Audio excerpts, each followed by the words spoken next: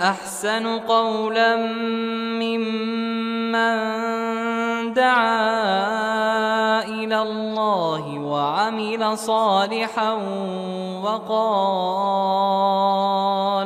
وقال إنني من المسلمين. بسم الله الرحمن الرحيم. الحمد لله رب العالمين، الصلاة والسلام على نبينا محمد وعلى آله وأصحابه أجمعين. خۆشەویستانی کەناڵی ئامۆژگاری خۆشحاڵم لە بەرنامەیەکی نوێ بە خزمەتان دەگەمەوە لە ئامۆژگاری مامۆستایان. باسی ئینجارەمان ئینشاءڵڵا باسی ئەو ئاەتانە دەکەین کە خوای پەروەردگار باسی هەندێک لە مێرووەکانی کردووە کە ئێستا عیلم سەلمانوێتی ئەمانە معجیزە و ئیعجازی گەورەی تێدایە کە ئینشاءڵڵا ئیعجازی زانستی مێرووەکان لە قورئاندا باس دەکەین. دیارە خوای پەروەردگار لە سەردەمانێکا کە قورئانی بۆ پێغەمبەری خوا ناردووەتە خوارەوە صلی الله عليه وسلم، ئەم قورئانە معجیزەیەکی گەورە بووە بۆ خەڵکی ئەو کاتەوە هەتا ئێستاش کە خەڵکانێک بەردەوام لە لێکۆڵینەوە و توێژینەوەکاندا پێی موسڵمان دەبن و بە تایبەتی ئەو ئیعجازە بایۆلۆجیانە کە لە مێرووەکاندا هەیە کە عیلم تازە بە تازە سەلماندوێتی هەندێک معجیزە هەیە لەو باسکردنی ئەو مێرووانەدا کە خوای پەروەردگار پێش 1442 ساڵ لەمەوە پێش بۆی باسکردین و بەڵام تازە بە تازە عیلم دەگاتە ئەو حەدەی کە بەڵێ خوای پەروەردگار ڕاستی فەرمووە ئەوەی کە محەممەد هێناوێتی صلی الله عليه وسلم ڕاستە. جا ئەوانێکی ئینسافیان هەیە پێی ئیمان دەهێنن و باوەڕ دەهێنن، بەڵام ئەوانەی کە ئینسافیان نییە و تەکەبوریان هەیە ڕۆژ لەگەڵ ڕۆژا ڕق ئەستورترە بن بەرامبەر قورئان، چونکە قورئان بەردەوام معجیزەکانی دەردەکەوێ و خەڵکێکی زۆر پێی موسڵمان دەبێت و وە کۆمەڵ و کۆڕی ئەو بێباوەڕانە بەردەوام ئینشاءڵڵا بەرەو کەمی دەڕوا. یەکەم مێروو کە باسی دەکەین مێشولێ. بۆچی خوای پەروەردگار لە سوورەتێکی قورئانە کە سوورەتی ئەلبەقەرەیە ئایەتی 26 باسی بەعوضە واتە مێشولەی بۆ کردوین.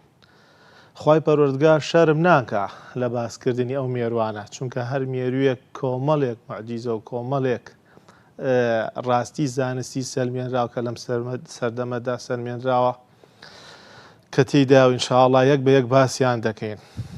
خوای گەورە فەرمێ إن الله لا يستحيي أن يضرب مثلا ما بعوضة فما فوقها فأما الذين آمنوا فيعلمون أنه الحق من ربهم وأما الذين كفروا فيقولون ماذا أراد الله بهذا مثلا يضل به كثيرا ويهدي به كثيرا وما يضل به إلا الفاسقين. خوای پەروەردگار شەرم ناکا لەوەی کە باسی مێشولەیەک بکا، چونکە دەزانێ مێشولە خۆی دەزانێ و خۆی دروستی کردووە، دەزانێت چۆن دروستی کردووە. لەوانەیە پێت سێبێ بڵێ بۆچی خوای پەروەردگار باسی مێشولەی کردووە. بەڵام مێشولە چەند ئیعجازێکی زانستیە تێدایە کە ئەوەیە خوای پەروەردگار دەفەرمێت فأما الذين آمنوا فيعلمون أنه الحق من ربهم. ئیمانداران باش دەزان کە لە لای خوای پەروەردگارەوەیە و کۆمەڵێک لە موشریکین و مولحیدانی سەردەمی پێغەمبەری خوا صلی الله عليه وسلم وتیان بۆچی پێغەمبەری خوا صلی الله عليه وسلم، بۆچی محەممەد باسی مێشولە دەکا، بۆچی خوای گەورە باسی مێشولە دەکا، ئایا مێشولە هی ئەوەیە خوای پەروەردگار باسی بکە؟ بۆیە خوای پەروەردگار وەڵامیان دەداتەوە. خوای گەورە فەرمێ خوای گەورە شەرم ناکا باسی مێشولەیەکە، چونکە دەزانێ مێشولە چۆن دروست کراوە. مێشولە کە عیلمی تازە سەلماندوێتی لە پاش توێژینەوە و سەلماندنێکی زۆر 100 چاوی هەیە. من و تۆی مرۆڤ 2 چاومان هەیە، بەڵام ئەو 100 چاوی هەیە. 48 دانی هەیە. من و تۆ 32 دانمان هەیە، ئەو 48 دانی هەیە. 3 دڵی هەیە، مرۆڤ 1 دڵی هەیە. دانەیەکی ناوەیەکیە لە ناوەی لە شایەتی و دوانیشی لەسەر باڵەکانێتی. 6 باڵی هەیە، کێشی 1 لە سەر 1000 گرامێکە. کەواتە با بزانین چۆن دروست کراوە. ئەو دەمەی کە بە مێشولەوەیە 6 خەرتومی هەیە، واتە 6 بۆری 6 خەرتوم 6 شتی درێژی هەیە بە دەمێوەیەتی کە دوانیانی بەکارهێناوە بۆ ئەوەی خوێن لە مرۆڤەکان وەرگرێت، تەحلیلیەکە و شیکاریەکات و خوێنەکەی پێدەخوات و چواریشیانی بەکارهێناوە بۆ کوونکردن و بریندارکردنی ئەو شوێنەی کە مەبەستێتی. ئەو دوانیان کە خوێنەکەی پێدەمژێت کۆمەڵێک دانی وردی تێدایە، ئەم دانە وردانە ئەو شوێنانە بریندار دەکات و وردە وردە مادەیەکی پێدا دەڕژێت کە ئەو مادەیە بەنجی دەکات. بزانە کاتێکە خوای پەروەردگار باسی مێشولەی کردووە، باسی عجازی مێشولەی کردووە، پێش 1442 ساڵ باسی ئەوە کراوە کە مێشولە چەندێک گرنگە. تازە بە تازە عیلم ئەوەی سەلماندووە بەڵێ مێشولە مادەیەک دەڕژێنێ بەسەر گۆشتی ئەو کەسە، ئەو مادەیە بەنجی دەکات و سڕی دەکات. بۆیە بینی کە مێشولەیەک پێمانەوە ئەدات ئێمە هەستی پێ ناکەین، هەتاوەکو مێشولەکە نەڕوا و ئیشی خۆی نەکە ئێمە هەستی پێ ناکەین. پاشان کە خوێنەکەی دەرهێنا جیازێکی تایە کە تەحلیلیەکات، بزانە چ جۆرە خوێنێکە. ئەو خوێنەی کە خۆی حەزیلێتی ئەو خوێنەیان دەخوات، خوێنە ناخوا کە خۆی حەزیلێ نییە. بۆیە بینیت دوو کەس بەیەکەوە لە شوێنێکدا خەوتون، دانێکیانەڵێ ئەم شۆ مێشولە هەراسانی کردم، بەڵام ئەویکانەڵێ مێشولە پێوە نەیاوم. بۆیە کامانی بەدڵ بێ ئەویان دەخوات. بۆیە جیهازێکی تەحلیلی تایە، هەروەها جیازێکی بەنجکردنی تێدایە کە ئەمە معجیزەیەکی گەورەی و تازە بە تازە عیلم سەلماندوێتی. هەروەها یەکێکە لە شتە سەر سوڕهێنەرەکان کە لە مێشولەدا هەیە ئەوەیە مێینەی مێشولە دەیدا بە ئینسانەوە. خوێنەکەی دەمژێت، ئەو خوێنەش کە دەیمژێ بۆ ئەوە نییە پێی گەورە بێ یان پێی بژی. ئەم خوێنە مێینەکان دەیمژن. خوا گەورە فەرمێ بەعوضەتەن فەما فەوقەها، بەعوضە لێرە مێینەیە. بۆیە مێینەکان دێن خوێنی مرۆڤەکان دەمژن، هەرگیز نێرەکان نایدەن بە مرۆڤەکانەوە. کە عیلم سەلماندوێتی دەڵێ مێینەکان دەیا بە ئینسانەکانەوە و مێینەکانیش بۆ ئەوەیە کە وەک پرۆتینیان پێویستە بۆ هێلکەکانیان بۆی هێلکەکانیان بەهێز بێ. هەر جارە و 300 هێلکە دادەنێت. لە پاش سەعاتێک بۆ 2 سەعات گۆڕانکاری بەسەر شێوەی هێلکەکاندا دێت بۆ ئەوەی هیچ کەسێ نەتوانێت لە ناوی بێرێ.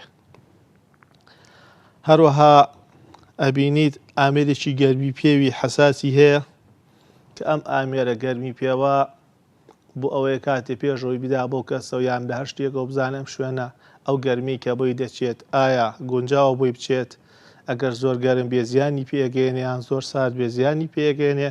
بۆیە دەزانی ئەو گەرمی کە ئەم پێویستی پێیەتی لە دوورەوە هەستی پێ دەکات کە ئیسا عیلم دەیەوێت بۆ فڕۆکەکانیش ئەم جیازەدانێن ئەم گەرمی پێوە کە لە دوورەوە هەستەکات ئەو شوێنی کە بۆی دەچێت، ئەو شوێنی کە ڕوبەڕووی دەبێتەوە پلەی گەرمیەکەی چەندێکە. ئایا مرۆڤەکان بۆچی هەندێکیان مێشولە پێوەدات و هەندێکیشیان پێوە نادات؟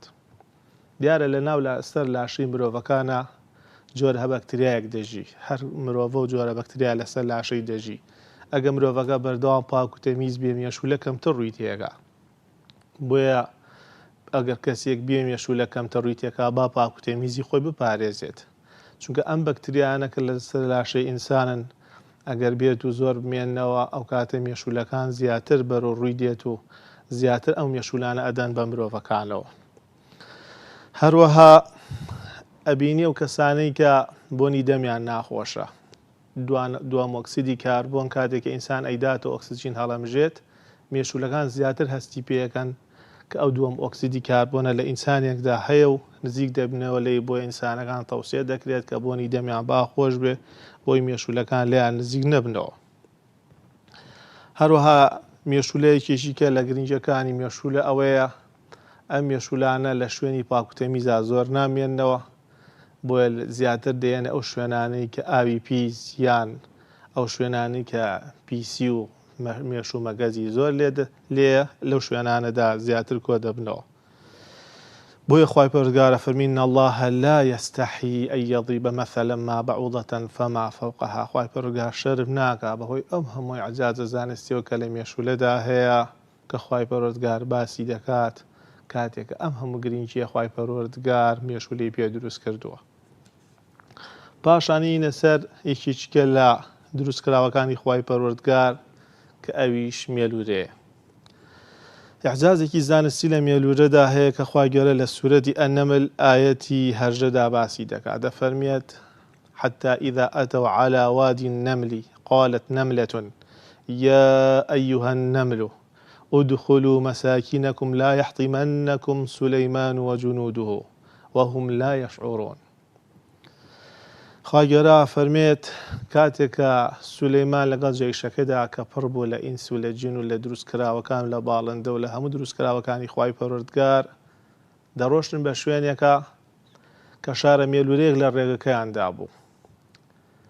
کاتێکە سولەیمان و جوندیەکانی بە ڕێگادا دەڕۆشتن سولەیمان گوێی لێ بوو یەکێ لە مێلوورەکان قالت نەملەة کە مێی نەبوو وتی ئەی مێلوورەکان یا ئەیوهە النەمل ئەی مێلوورەکان ئودخولوا مەساکینەکم بڕۆنەوە ناو شارەکان و ناو شوێنەکانی خۆتان لا یحتیمەنەکم سولەیمان وجنودەه ئاگادار بن با سولەیمان و جوندیەکانی نەتان شکێنن وهم لا يشعرون چونکە ئەوان ئاگان لێوە نییە و ئێوە نابینن هەست بە ئێوە ناکەن.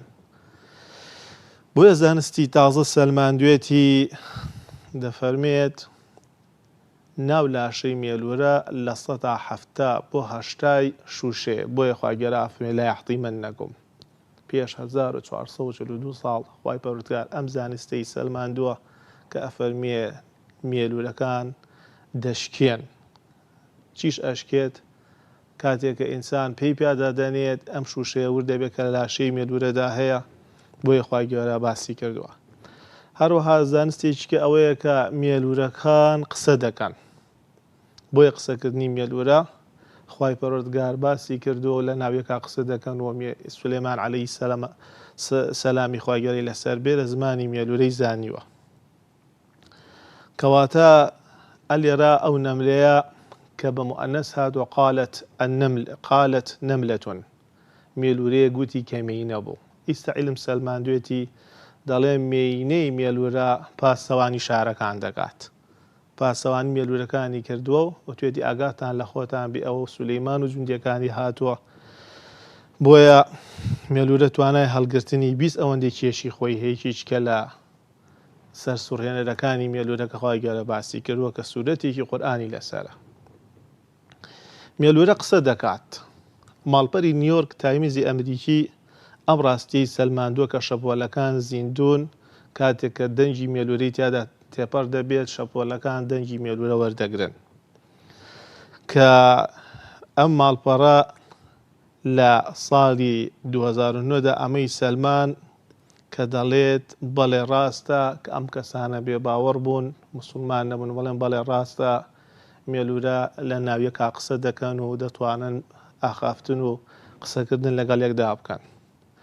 پاک و بێگەردی بۆ ئەو خوای پەروەردگارەی کە پێش 1442 ساڵ لەمەوە پێش کە باسی ئەوی کردووە کە مێلوورەکان قسە دەکات.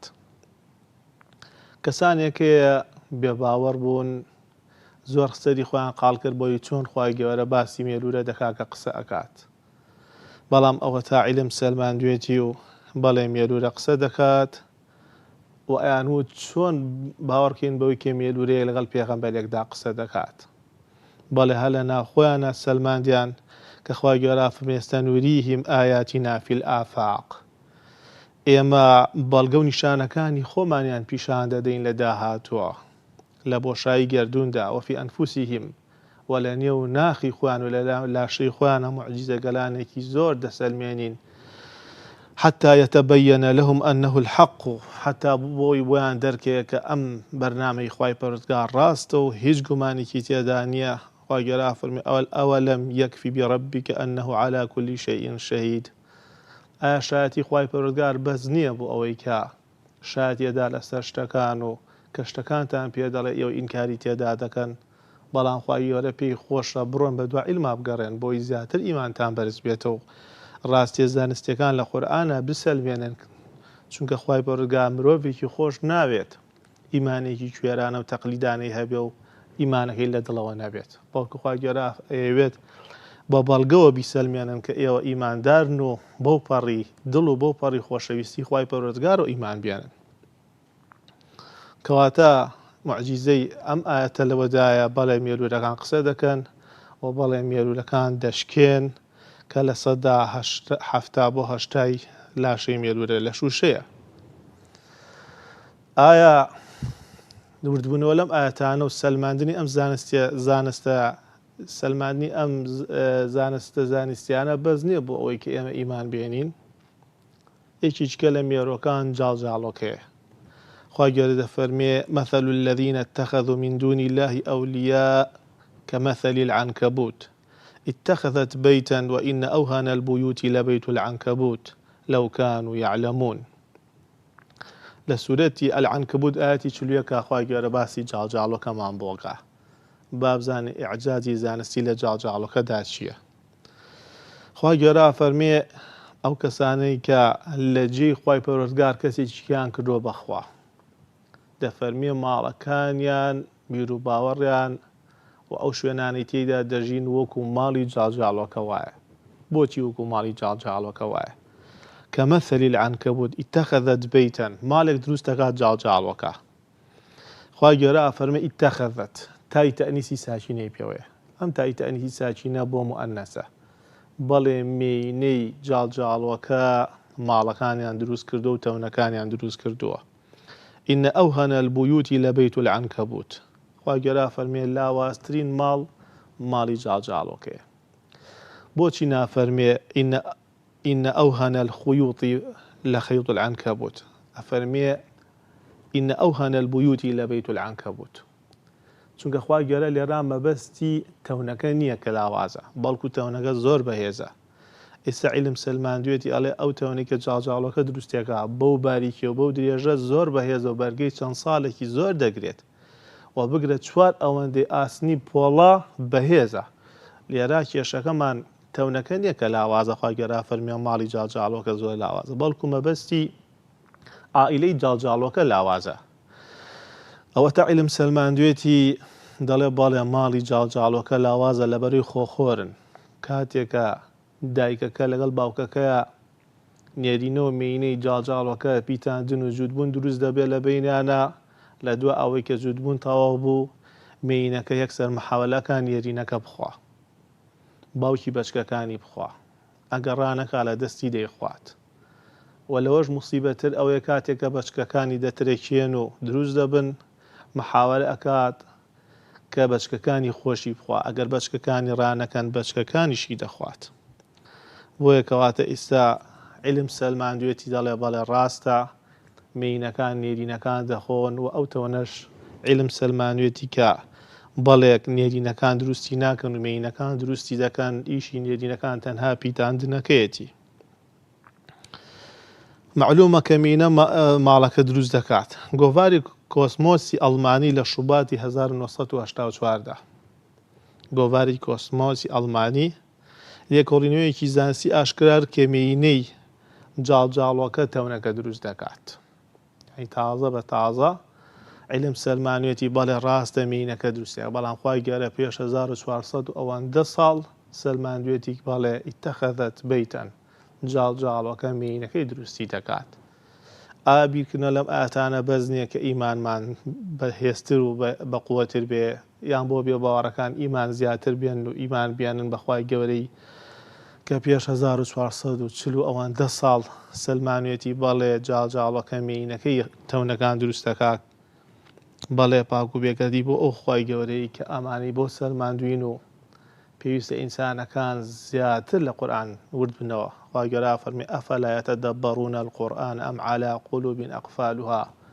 خوا گەورە پێی خۆشە زیاتر تەدەببوڕ و زیاتر معناکانی قورئان لێک بدەینەوە، چونکە لەگەڵ لێکۆڵینەوە لە هەر ئاەتێک لە توێژینەوە لە هەر ئاەتێکە کۆمەڵێ زیاتر لە مسلمانان زیاتر ئیمانی پێدەهێنن و ئیمانیان زیاتر بەرز دەبێتەوە و ئەوانەی بێ باوەڕ و مشریکیشن ئەگەر ئینسافیان هەبێ ئیمان دەهێن و ئەگەر ئینسافیشان نەبێ ئەو بۆیان دەردەکەوێت کە ئەم ئیسلامە ڕاستە داواکەن لە خوای گەورە زیاتر هیدایەتمان بە زیاتر لە قورئان و فەرمودەکانی خوا پێغەمبەرەکەی صلی الله عليه وسلم شارەزامان کە خوای گەورە پاداشتان بادەوە. السلام عليكم ورحمة الله وبركاته. ومن أحسن قولا ممن دعا إلى الله وعمل صالحا وقال إنني من المسلمين.